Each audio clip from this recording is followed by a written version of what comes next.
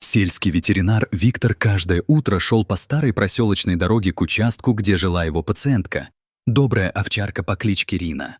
Хозяйка Рины, пожилая женщина по имени Марфа, недавно попала в больницу, и пока она лечилась, за собакой присматривал сам Виктор. Заходил кормить, проверял лапы и зубы, приносил лекарства и просто сидел с ней вечером, когда приходилось делать обходы. Рина знала его голос и тепло его рук. Она была спокойной, верной и немного грустной. Несколько дней подряд Виктор замечал одну странность. Каждый раз, проходя мимо старого заброшенного сарая у края деревни, он слышал вой Рины.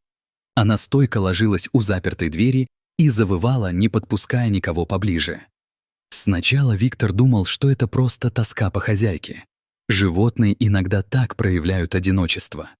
Но вой становился все пронзительнее, почти тревожным, как будто собака пыталась кому-то сообщить о беде.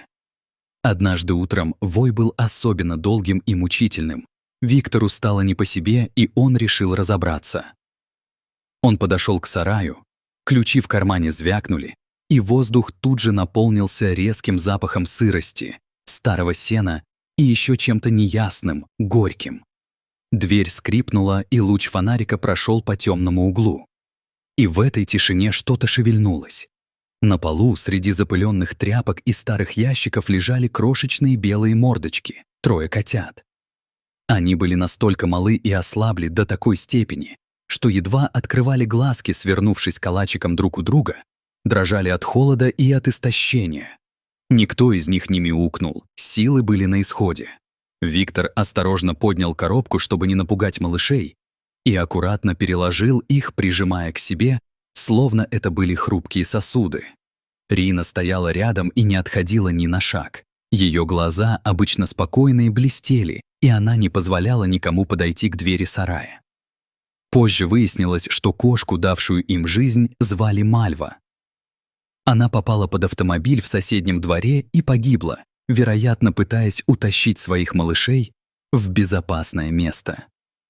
Если бы не внимательность и настойчивость Рины, никто бы никогда не узнал о маленьком семействе, затерянном в полутьме. Новость об этой спасенной троице разнеслась по всей деревне. Люди приносили молоко, одеяло и старые пледы, передавали теплые миски и корма. Соседи стали заходить к Рине и Виктору, приносили шерстяные носки для подстилки, предлагали помощь в лечении. Дети из школы рисовали плакаты «Спасем котят» и с восторгом приносили в зооклинику мягкие игрушки. Никто не мог объяснить, как собака поняла, что за запертой дверью кто-то умирает в тишине, но все согревались мыслью о том, что иногда животные чувствуют нечто, недоступное нам. Утром Виктор отвез котят в свою небольшую клинику, где их осмотрел. Мальчиков и девочку отогрели, сделали легкую подкормку, обработали ранки и поставили теплые лампы. Крошечные тела постепенно согрелись, глаза стали более внимательными, и первые слабые мяукания принесли облегчение всей команде. Виктор внимательно наблюдал за ними, записывал температуру и вес, покупал специальный детский корм и соски, чтобы кормление прошло правильно. Врачами было принято решение подержать котят под наблюдением несколько дней, пока их иммунитет не окрепнет. Рина же, казалось, знала, ее долг выполнен. В тот день она не подходила к сараю. Она ходила рядом с коробкой, охраняла новорожденных, трогательно прижимаясь к ним своим крупным телом, словно проверяя, все ли в порядке. Когда приходил ветер и колокольчики на заборе звенели, она неподвижно стояла, как страж. Соседи, видя преданность собаки, приносили ей угощения и теплые слова. Те, кто раньше не замечал Рину, теперь гладили ее и благодарили. В селе быстро начали обсуждать и другую сторону истории. Откуда в заброшенном сарае взялась Мальва, и как получилось, что она сама принесла туда новорожденных?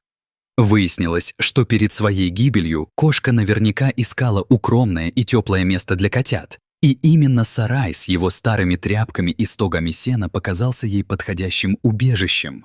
Возможно, на время туда вляпались мыши, Возможно, в сарае было тихо и уединенно. Все, что нужно для матери-кошки. Трагедия случилась внезапно, но благодаря Рине и Виктору котята получили шанс на жизнь. Несколько дней спустя малыши набирали силы, стали бодрее, принялись за игру на мягких одеялах, и в клинике витали детские ворчащие звуки и мурчание. Виктор и волонтеры по очереди кормили их, стерегли каждый вздох.